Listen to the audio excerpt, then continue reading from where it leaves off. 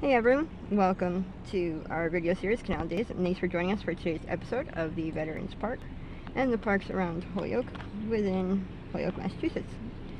I am your host, Carrie, here with my co-host, local historian, and founder of Historical Tours of Greater Holyoke, Robert Colboom. As your personal tour guide, Robert will lead you through some of the most iconic sites and the legends of historic significance throughout New England's preeminent and pivotal state of Massachusetts. With his expert insights, every monument and memorial story comes to life. Afterwards, don't forget to check out his website, holyokecanaltour.org, to access the full Canal Days video and podcast series.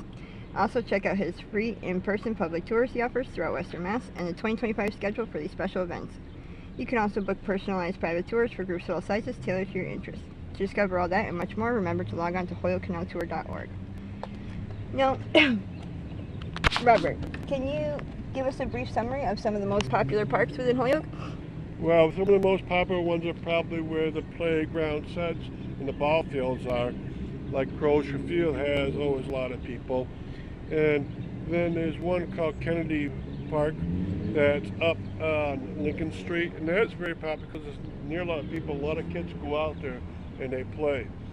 But there's others like Community Field, at least in the base, that are quite popular. And there they have a spray park and a lot of people picnic there.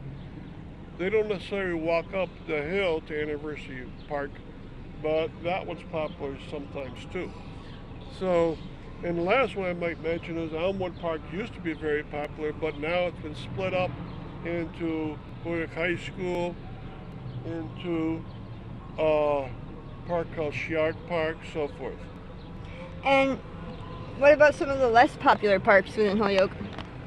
Okay, so there's some very small ones that not many people get to, and I wish they would. Some of those include the one way out in Rock Valley, and some of those include the ones near the school. They get activity as playgrounds from the school, but people don't go in it, but they could. Like the Donahue School is one of those. And there's one by Springdale, where the former Ingleside School was, and that one used to have a lot of people in it too, but not as many anymore. There's 33 parks, if you include all the playgrounds and school grounds, total 33 parks in Holyoke, which is incredible. So, listing of all the parks of Holyoke on its own webpage, and so thus you can catch them all at some time. Now we come here in Memorial Day weekend of 2025, and you're going to be able to see all the trees in bloom today. So we're at Veterans Park, which is a memorial park devoted to the men who gave their lives during wars due to illness or injuries. And in this park here, we'll walk around, we'll see the sights. There's lots of benches around, but this might be typical of some of the parks in Holyoke. Four of them belong together as a set. Those are the Olmsted Design Parks, including Springdale Park, Pulaski Park, Elmwood Park, and Jones Point Park. Some are parks only because they have playgrounds inside them, and they're associated with schools or former schools, like Kennedy Park is one, the Donahue School, and there's many more of those. And then there's some like Gramps Park, which are very tiny pocket parks around Holyoke. Now, you should visit all these. I have, and see what they have to offer. Holyoke has about 50% open space. That means if you count up all the Mount Tom Reservation,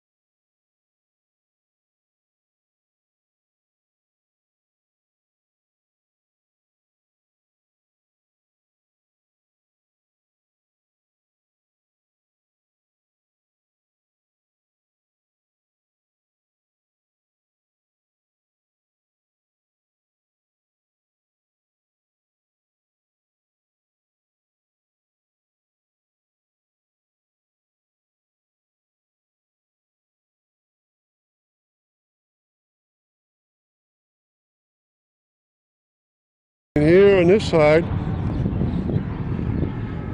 many more trees are around, and it borders on this end on the St. Jerome's Church area and the Holy Catholic former buildings there. And they have memorials up for the war victims. And I invite you all to a place like Mount Tom Range. It has a big park, the reservation on it. And there's also open space out on Ashley and Whiten Street reservoirs and McLean reservoirs. And all of these nice little parks are open to the public. My favorite is Pulaski Park because it's right on the riverside. And when cleared, you can see out not only the river, but also the two mountain ranges, Mount Tom and Mount Holyoke mountain ranges. And then you can also see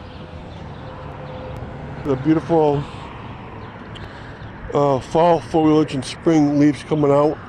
And so at times it's quite gorgeous. And it follows the river. The other river park of Holyoke, called Springdale, had a dike system put into it.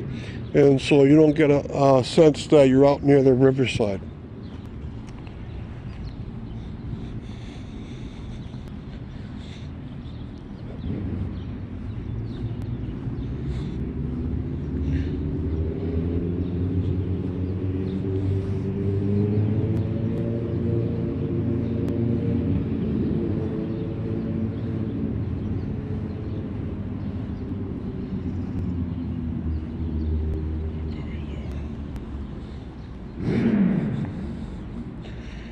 This park has nice sidewalks, and most of the parks do.